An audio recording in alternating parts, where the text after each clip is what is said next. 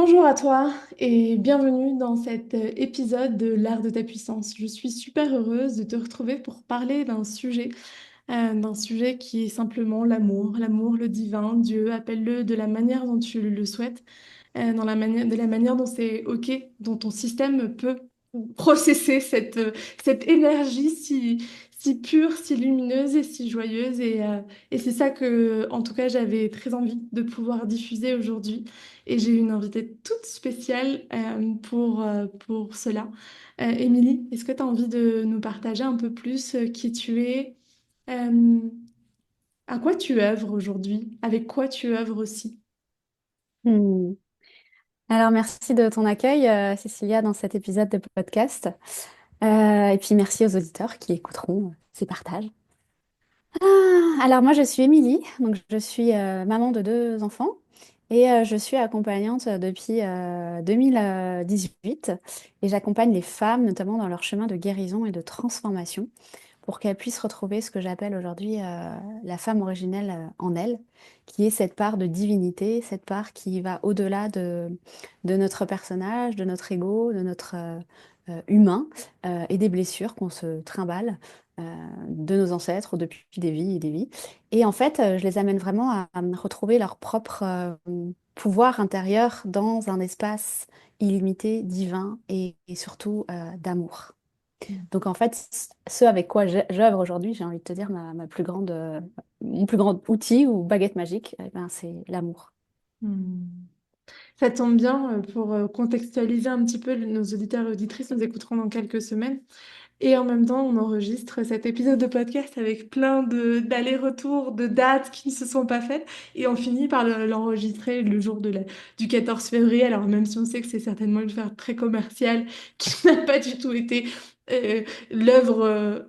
Enfin bon, bref, c'est pas totalement divin, mais en tout cas, tout ce qui existe est certainement l'œuvre d'une énergie d'amour. Et moi, j'aime bien cette date quand même pour le faire à ma manière. J'ai pas besoin d'offrir des roses, des chocolats à mon amoureuse, mais juste dire passer du temps ensemble, s'aimer comme on s'aime tous les autres jours. Je trouve que c'est une belle date très symbolique pour enregistrer cet épisode de podcast. Exactement. Et comme je le disais, pour moi, justement, c'était de pouvoir diffuser un message d'amour parce que je trouve qu'aujourd'hui, à l'intérieur de l'entrepreneuriat, il y a une vision très manichéenne, un peu très, c'est soit de l'énergétique, soit du très, très matière, soit du très stratégique. Et au milieu de tout ça, où est le cœur, où est l'amour, où est le centre, où est cette guidance qui va bien au-delà de tout ce qui peut exister à l'intérieur de ce monde d'entrepreneuriat business. Et en fait, j'ai à cœur, avec l'art de ta puissance, de pouvoir ben justement véhiculer un autre message de ce qu'est faire son œuvre, œuvrer avec son entreprise. Est-ce que tu as envie de nous partager pourquoi est-ce que tu as été appelée à dire oui euh, quand je t'ai fait cette proposition d'enregistrer ce podcast ensemble? Alors déjà parce que moi j'adore partager l'amour sous toutes ses formes, donc je suis pas très difficile à convaincre. Si je sens l'appel dans mon cœur et au niveau de mon âme, si ça vibre, bah, j'y vais. Je me pose pas de questions. Mais ensuite j'ai beaucoup aussi aimé le titre que tu avais donné, qui était Le divin au-delà du New Age, je crois, un truc comme Ouais, ça. c'était ça. Voilà, et donc évidemment, j'ai envie de dire, j'ai plein de choses à partager sur ce sujet qui est issu de ma propre expérience entrepreneuriale, mais aussi de transformation spirituelle, puisque je suis sur ce chemin depuis 12 ans maintenant. Et en fait, si on revient dans l'entrepreneuriat, c'est vrai que je suis passée par toutes les formes et toutes les facettes de la posture de l'entrepreneuse spirituelle qui est allé explorer, j'ai envie de te dire, bah, le chamanisme, hein. Donc j'ai créé une entreprise au départ basée sur les valeurs chamaniques et sur la tradition chamanique, pour ensuite être beaucoup plus dans le coaching. Donc j'ai exploré tout l'aspect très yang du business, l'aspect aussi multidimensionnel, quantique, mais aussi avec une approche très yang, très stratégique, très en passe en force, très à l'américaine. Tu vois, comme on peut nous transmettre dans ce secteur-là ou influencé par les coachs américaines. Pour revenir aujourd'hui encore à une autre facette. Et tu vois, je pense que je me suis enfin trouvée dans l'entrepreneuriat. Hmm. puisque la facette que j'accueille aujourd'hui en moi et que j'essaye de vivre, enfin c'est encore en processus, en maturation, en gestation, c'est cette entrepreneuse qui juste tisse des liens d'amour en fait, de cœur à cœur, et qui n'est plus dans une recherche et une quête de performance, de chiffre d'affaires, de briller, mais qui revient dans une posture d'humilité, d'accueil de ce qui est, de relation vraie et authentique avec les autres, et qui est juste là, dans une utilité sacrée, au service de ce qui lui est demandé, et donc au service de la vie et de l'amour. Et peu importe la forme, il ne s'agit plus de lancer des offres, il ne s'agit plus d'être à vouloir convaincre sur les réseaux. Non, il s'agit juste de vivre depuis un espace d'amour, du divin, du cœur, et d'émaner dans son champ de vie ces énergies. Et ça résonne avec des personnes qui sont en quête aussi de retrouver cette origine en soi. Et c'est vraiment la vibration de la femme originelle et dans laquelle je suis baignée puisque j'habite la majorité de mon temps à la Sainte-Baume, sur la terre de Marie-Madeleine. Et donc je suis enseignée par cette terre, par Marie-Madeleine. Et donc je suis vraiment aujourd'hui dans une approche entrepreneuriale très yin, mais dans un yin qui passe quand même à l'action parce qu'il y a toujours besoin d'être dans l'équilibre de ces polarités, mais dans un entrepreneuriat qui n'est plus là pour convaincre. Et, et justement, on passe vraiment dans quelque chose de beaucoup plus profond dans l'être, en fait. Voilà. Ça me parle beaucoup. C'est aussi quelque chose que je suis en train d'explorer. Alors, euh, avec des parcours différents, peut-être moins de temps dans le coaching. J'ai aussi quand même mes bonnes, ma presque dizaine d'années dans l'entrepreneuriat, mais avec d'autres activités que celles d'accompagnante. Et, euh, et je sens à quel point parfois ça peut être un challenge justement de sortir de ces polarités et de revenir dans cet espace d'alignement, de vrai, d'authenticité. Et j'aime aussi que tu puisses parler de l'humilité parce que je crois que c'est ça qui fait la force d'un entrepreneur qui entreprend depuis le cœur. Et justement, j'avais quand même envie dans cet épisode de podcast que dans un premier temps, on puisse peut-être parler de ce qu'est le New Age, parce qu'aujourd'hui, dans ce monde tel qu'il existe et dans ce monde de la spiritualité, il y a une vision qui est portée par enfin, qui est portée par la société de cette spiritualité qui, pour moi, vibre pas juste, vibre pas alignement, vibre pas humilité, vibre pas tout ce qu'on vient de partager jusqu'à maintenant.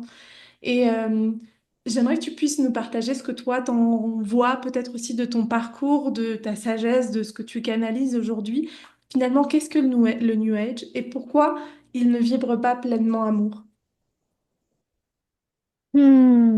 Alors, c'est une question très intéressante. Ça va peut-être, j'ai envie de dire, faire bouger les égos, et les égos spirituels notamment. Donc, voilà, mais que tout le monde reçoive ce qui est prêt et ce qu'il est prêt à recevoir. Le New Age, pour moi, ça a été une grande tendance d'éveil spirituel qui a commencé notamment aussi dans les années 70, voilà, avec tous les mouvements New Age, communauté, tout ça. Et puis, depuis 2012, il y a aussi eu vraiment des gros réveils hein, spirituels. Euh, il y a une autre vague, une autre tendance où, à un moment donné, les gens, ils sont en quête de sens, en quête existentielle, et on se tourne soit vers la religion, peu importe la religion d'ailleurs, soit vers la spiritualité, parce qu'il y a notre âme, on recherche de quelque chose qui vient nous nourrir, qu'on ne trouve pas forcément dans la vie matérielle. Et donc, il y a eu toute une vague d'éveil spirituel depuis 2012 jusqu'à 2020, où il y a encore une autre vague avec le Covid, où les gens ont remis en question toute leur vie et tout ça, pour en arriver à, j'ai envie de te dire, 2025, où la spiritualité est devenue tout et n'importe quoi.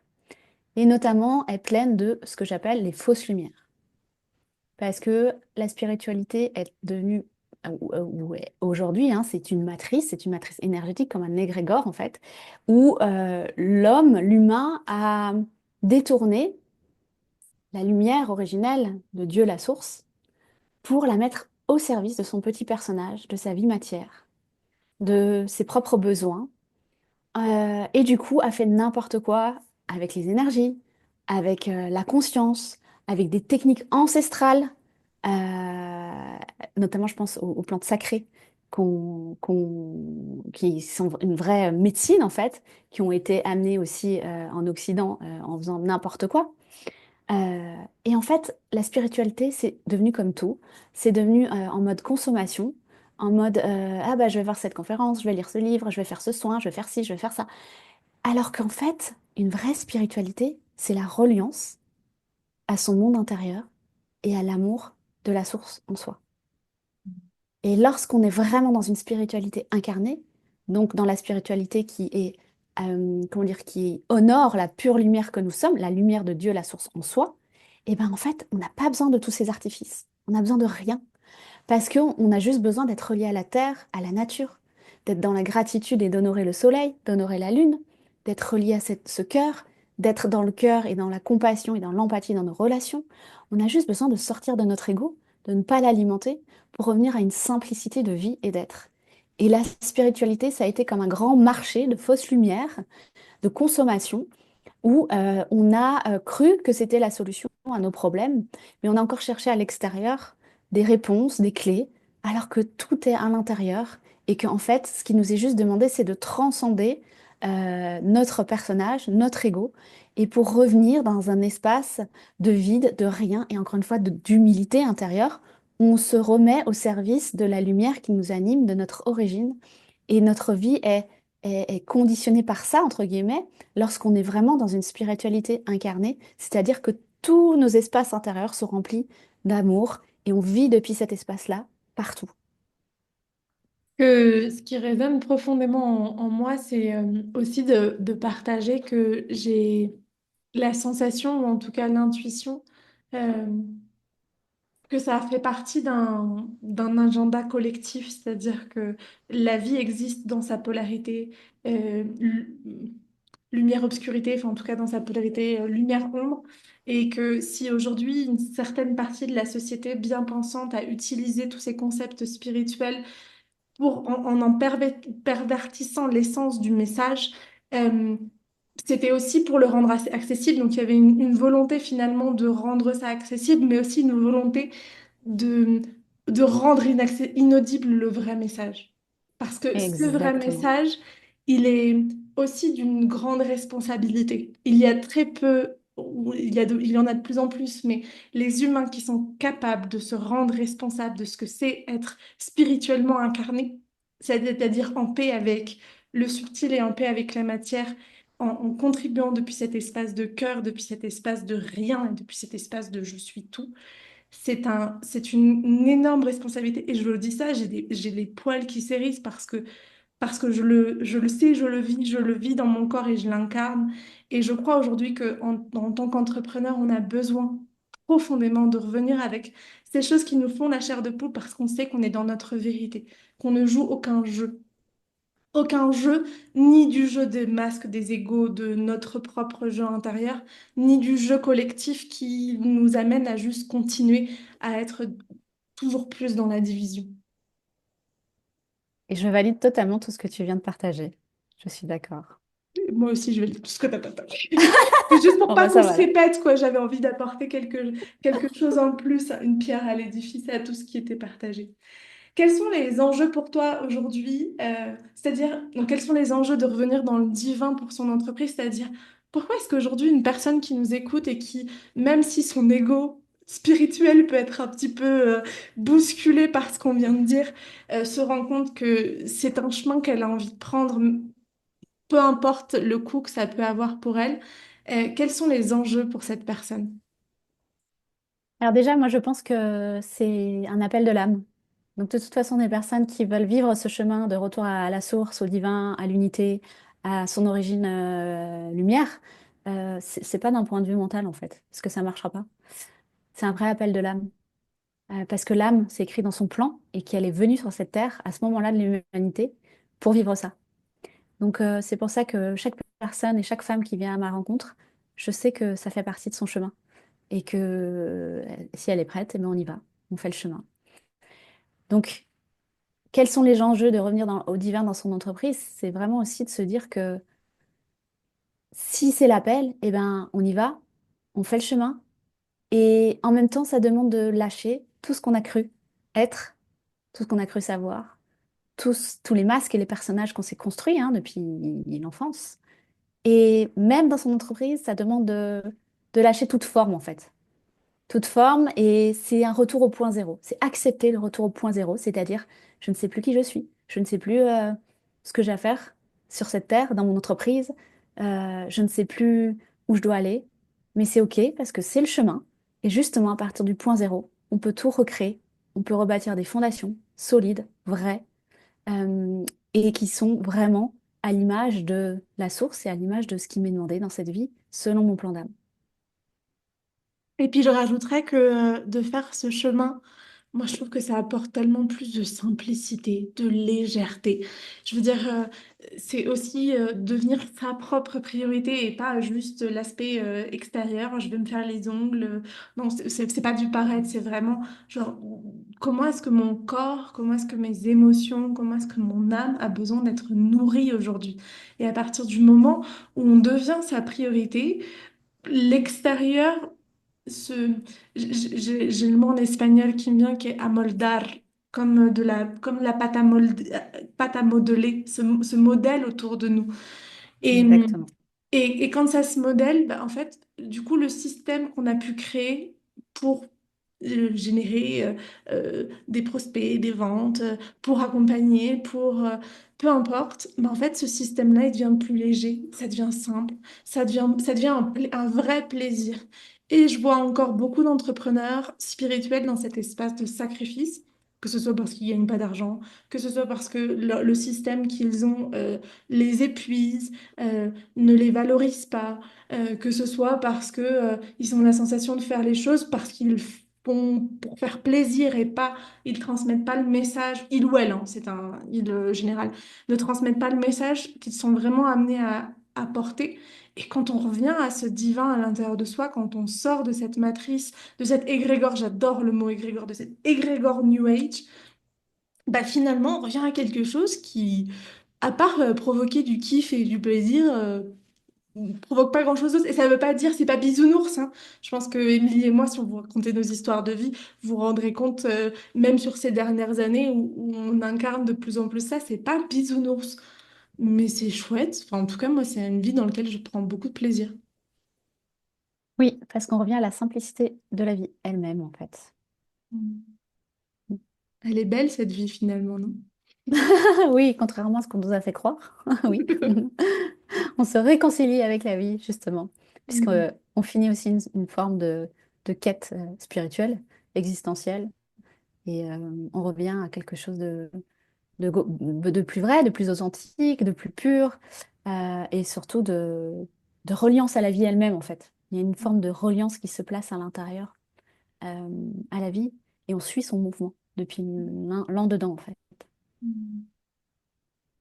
Ouais, c'est vrai que ce chemin, pour un peu peut-être contextualiser ceux et celles qui nous écouteraient parce que tu leur en as parlé ou qui nous découvriraient, pour contextualiser mon chemin, moi je suis vraiment rentrée par ce lien à la nature.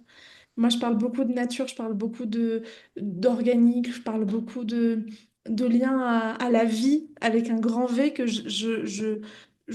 j'associe beaucoup au vivant. Ça a été mon chemin à moi. C'est de cette manière où je suis rentrée.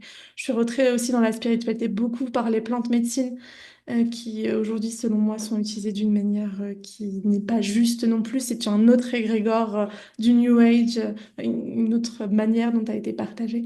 Et, euh, et je trouve que, il y a quelque chose de merveilleux dans justement se dire que je pourrais être comme une feuille d'un arbre, en fait. Elle a son cycle et que ça peut se passer de cette même manière. J'aime beaucoup quand je sens que je suis en train de re-rentrer dans mon ego, dans mes personnages, dans mes douleurs, de me dire, OK, mais comment est-ce que la nature est ferait? Je suis déjà en train d'introduire notre troisième partie qui est justement comment revenir dans le divin. Mais ouais, je sentais l'appel d'un peu raconter aussi comment est-ce que moi j'en suis arrivée à ce parcours d'une femme, c'est une femme totalement ordinaire qui un jour a décidé qu'elle allait faire des grandes choses et qui s'est rendue compte qu'elle avait plein de choses à se dépecer avant d'en avoir réellement l'incarnation, l'envergure, la beauté. Tu Mm. as envie de nous partager si ton histoire, si tu sens que ça fait sens, mais sinon, comment est-ce que toi, toi-même, t'es revenu dans le divin? Alors, moi, je pense qu'aussi, ce qui a commencé à amorcer ce chemin, c'est le chamanisme, hein, donc aussi Mm. le reliance à la terre, à la nature, où j'ai vraiment ouvert toute cette porte liée au sacré, voir le sacré en tout.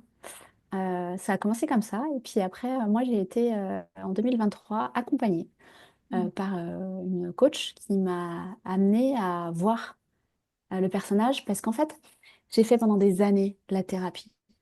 J'ai tellement cherché la source de mon mal-être, de machin. J'ai travaillé en transgénérationnel, l'enfant intérieur. Toutes les semaines, j'étais en thérapie parce qu'il y a toujours autre chose. Puis à un moment donné, j'ai senti que, en fait, j'ai pas envie de faire ça toute ma vie, quoi. C'est bon, à un moment donné, est-ce que je peux vivre? Et donc, je sais pas, j'ai ressenti l'appel d'être accompagnée par cette coach à l'époque. Et elle m'a montré une autre manière de voir la vie et de vivre. Et c'est là où j'ai compris que, en fait, plus tu nourris tes souffrances du passé, bah, plus tu restes dans la souffrance, en fait. Et que plus tu nourris tes projections du futur, bah, plus tu restes dans la souffrance aussi. Il y a juste un instant où tout est parfait, parce que tout est divin, c'est l'ici et maintenant. Et lorsque tu reviens en chaque instant dans l'ici et maintenant, eh ben, tu te connectes à la vie elle-même et au divin en soi, en fait. Et donc, on m'a montré le chemin. Moi, j'ai été guidée, en fait, par quelqu'un qui l'avait déjà vécu et qui accompagne, et qui m'a formée, du coup, pour aussi accompagner avec différentes étapes sur ce chemin les femmes que j'accompagne aujourd'hui. Mm.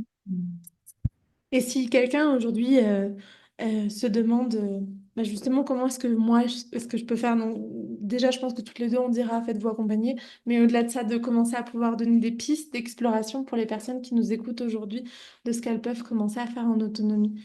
Quels seraient pour toi les ouais, les premiers conseils que tu donnerais à quelqu'un qui a envie de revenir dans le divin? Alors, le tout premier, c'est un peu ce que tu as dit tout à l'heure, hein, c'est la base, c'est aller en nature. Se mettre contre un arbre, observer les fleurs, remercier le soleil chaque matin. Déjà là, on est dans le divin parce que tout ça, c'est l'œuvre de la création divine. Euh, c'est vraiment la base. Ensuite, c'est de s'autoriser dans son quotidien à avoir des temps de silence et de présence à soi. Donc de se couper de toute agitation extérieure, donc du téléphone, la lecture, la radio, enfin peu importe. On coupe tout et on se met en présence dans le silence. Et ça, c'est hyper important parce que là, on n'a plus. C'est comme si, du coup, on développe nos sens subtils et on n'est plus tourné vers l'extérieur, mais notre conscience se tourne vers l'intérieur. Et là, on va commencer à pouvoir nourrir et donner de la bonne nourriture à notre monde intérieur, puisque c'est ici que tout se passe.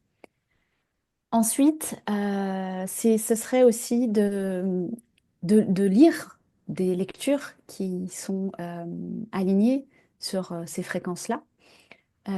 Et donc là, je suis désolée, mais il y a mon livre Origine qui arrive, donc j'en parle, puisque j'ai écrit justement Origine. J'ai canalisé ce livre avec les 13 sagesses pour devenir son propre guide intérieur et pour vivre toutes les étapes du retour à la source, pour ouvrir vraiment le cœur et revenir à l'amour. Donc ce livre est juste incroyable parce qu'il est rempli de codes vibratoires quantiques.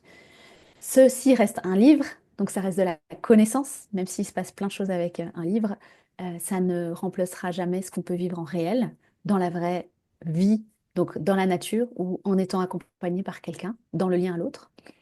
Et puis après, j'ai envie de te dire, c'est prier aussi, prier pour se relier à plus grand. C'est allumer une bougie, se poser devant la bougie, mettre les mains sur le cœur, être dans une posture d'humilité, de gratitude, de remerciement pour honorer la vie, honorer les mondes supérieurs, honorer les ancêtres, peu importe, mais toute prière, tout ce qui va honorer la création elle-même va contribuer à retisser un lien avec le divin en soi. Voilà, je pense que j'ai donné deux, trois pistes. Mm.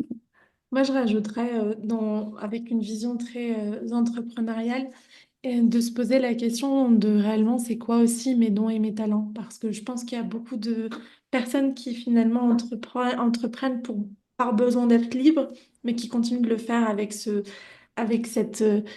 prisme, est-ce que ça va plaire, est-ce qu'on va m'aimer, donc d'aller rechercher toute cette validation et cet amour à l'extérieur. Et du coup, je pense que c'est à l'intérieur de tous ces espaces de vide de laisser venir aussi l'inspiration de finalement quelle est ma vibration? qui je suis en origine, c'est-à-dire quelle est la couleur de mon être, de ce que j'ai apporté dans le monde et de commencer à y mettre des mots humains dessus et de pas oser aussi sortir, enfin de pas,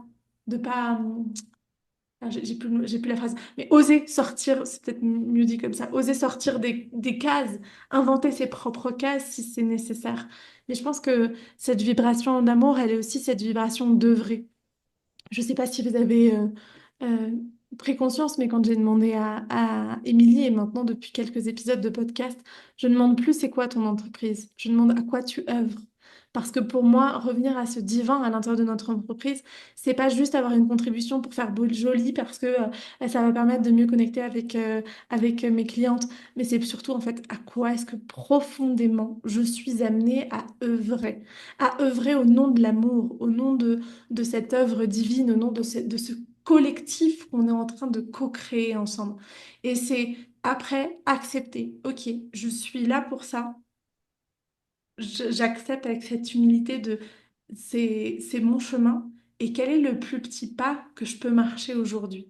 Parce que, en fait, c'est aussi important de ne pas garder toute cette richesse intérieure que vous avez juste pour vous. C'est important aussi de vouloir le pas, enfin, pas de vouloir, mais de décider un jour de choisir de le partager. Parce que le monde a besoin de toutes nos vibrations.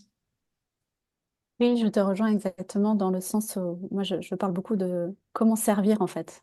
Comment je peux servir le divin, comment je peux servir mon âme, comment je peux servir l'amour pour contribuer à plus grand dans le sens les mondes supérieurs, le divin, mais aussi pour contribuer à plus grand dans le sens humanité, pour contribuer à une humanité qui est plus dans la joie, la paix, l'amour, la bienveillance, le respect.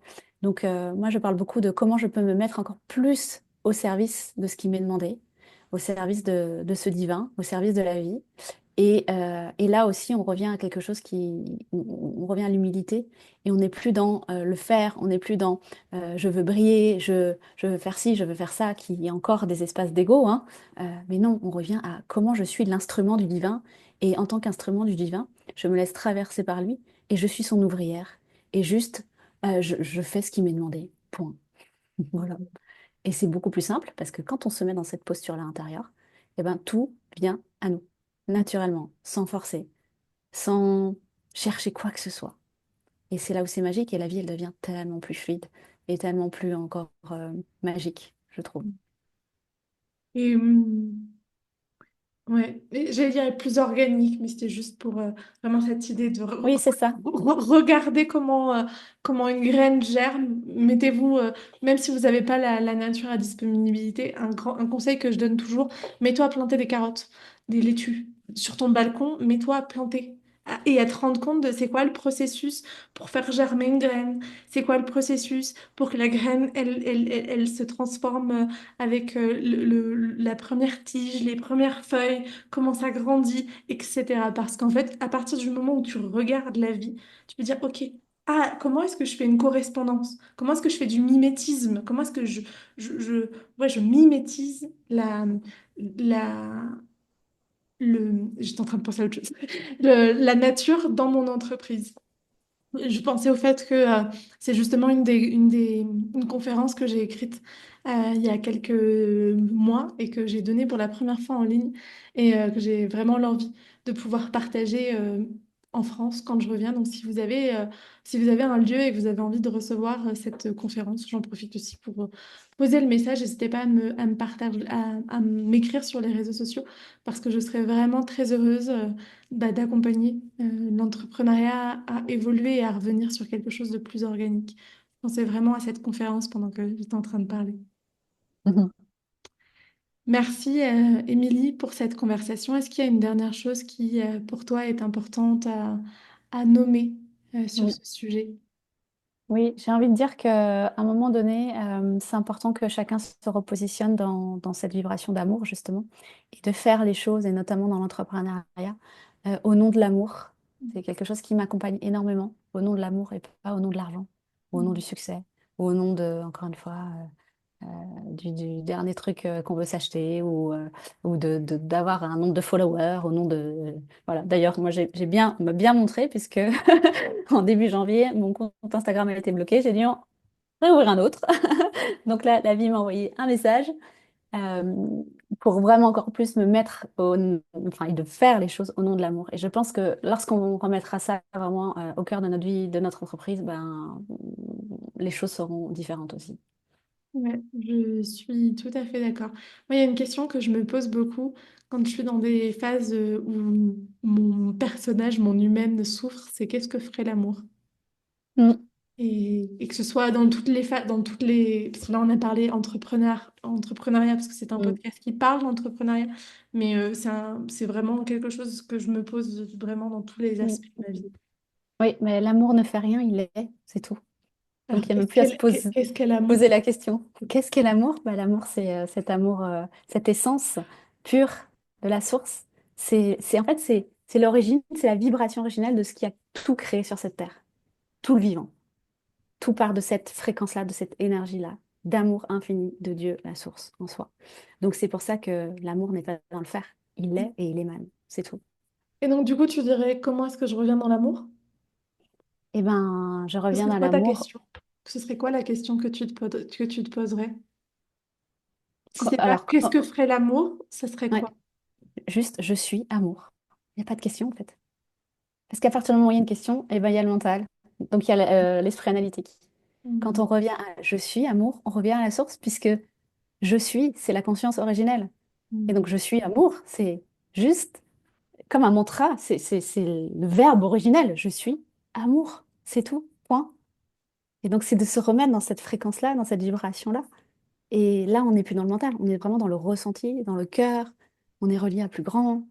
Et on se laisse traverser par ça dans le monde de l'en-dedans. Hmm. Merci. Merci, merci, merci. Avec joie. Si des personnes qui nous écoutent aujourd'hui te découvrent, résonnent avec qui tu es, où est-ce qu'on te trouve maintenant? Qu'est-ce qu'on peut vivre avec toi? Quelles sont tes actualités? Alors, on me trouve sur Instagram notamment, donc voilà, sur mon nouveau compte. Et on me trouve aussi dans les librairies, avec mon livre justement Origine, dont j'ai parlé tout à l'heure. Et puis en co-création avec Pure, qui est la co-création, l'œuvre de lumière qu'on a mis au monde avec mon conjoint Cédric, et où on est en train de monter une communauté d'amour et de lumière pour justement toutes ces âmes qui sont en chemin vers le divin, pour qu'on puisse se retrouver en tant que famille d'âmes. Et puis on organise aussi bah, des immersions, des accompagnements pour vivre ce retour à la source. Et moi, j'ai envie de dire personnellement, j'accompagne vraiment aussi les femmes à revenir aux valeurs du féminin, aux valeurs originelles, qui sont l'amour, la grâce, la douceur, la beauté. Donc dans des valeurs vraiment qui sont reliées au divin féminin, ce que j'appelle le divin féminin, pour vivre ça sur plusieurs mois et notamment baigné par les énergies de Marie-Madeleine. Voilà. Merci. Merci aussi à vous qui nous avez écoutés jusqu'à maintenant. Je suis vraiment heureuse qu'on puisse porter une autre vision du coaching business, un autre message, une autre voix, et de montrer que de montrer la voie originelle, en tout cas de la cheminer nous et de la cheminer avec ceux et celles pour qui ça résonne. Je crois que c'est la vibration, la traduction de la vibration que j'aurai dans le cœur ici et maintenant. Oui, parce que c'est un chemin, en effet, et on est en chemin. Les grands maîtres, comme Jésus, Bouddha et bien d'autres, ont dévoué leur vie à ce chemin. Donc je pense qu'on n'est pas encore arrivé. En tout cas, on gravit marche par marche, comme on peut, sur ce chemin. Et voilà. Et je suis heureuse d'avoir contribué, en effet, à ouvrir les consciences, peut-être, sur de nouveaux espaces. Hmm. En tout cas, n'hésitez pas à venir nous partager sur les réseaux sociaux, que ce soit donc sur le compte Instagram d'Emilie ou le mien. Les deux seront en description. Le compte de Pure aussi y sera pour que vous puissiez aller voir toutes ces vibrations et sentir ce qui résonne pour vous. Mais n'hésitez pas à venir nous partager. Ah, j'ai écouté l'épisode sur l'art de la puissance. Et avec Emilio, avec Cécilia, c'était vraiment chouette. J'en ai retiré ça, ça, ça. Moi, en tout cas, j'ai beaucoup de plaisir à échanger avec vous, à comprendre qu'est-ce qui crée des déclics chez les personnes. Enfin, je trouve que c'est hyper. C'est hyper riche pour moi dans la création des épisodes que que je peux avoir, mais rien qu'en tant qu'humain, enfin d'humain à humain, de cœur à cœur, d'âme à âme. Je trouve que ces partages me nourrissent à plein d'endroits, donc n'hésitez pas à venir le faire. Et puis, si vous avez aimé cet épisode de podcast, c'est le moment où vous pouvez vous abonner à l'Art de ta puissance sur l'espace qui vous convient, YouTube, Spotify, Apple Podcast. Et comme ça, vous serez prévenu à partir du moment où je publie un nouvel épisode. Vous avez jusque pendant quelques semaines encore, vous avez un épisode les lundis en solo et les jeudis avec une invitée. Et puis, à partir du mois d'avril, on repassera à un épisode juste par semaine, it's enough. Là, j'en avais plein sous le coude, j'avais plein d'interviews que j'avais envie de faire, de sujets que j'avais envie d'aborder. Puis je vais reprendre mon rythme de un épisode par semaine. Mais n'hésitez pas à vous abonner, comme ça vous serez au courant de tout. Merci encore, Émilie. Merci à vous qui nous ont écoutés. Merci de nous avoir écoutés jusqu'à maintenant. Et je vous souhaite une très très belle journée. Ciao, ciao. Et bye bye.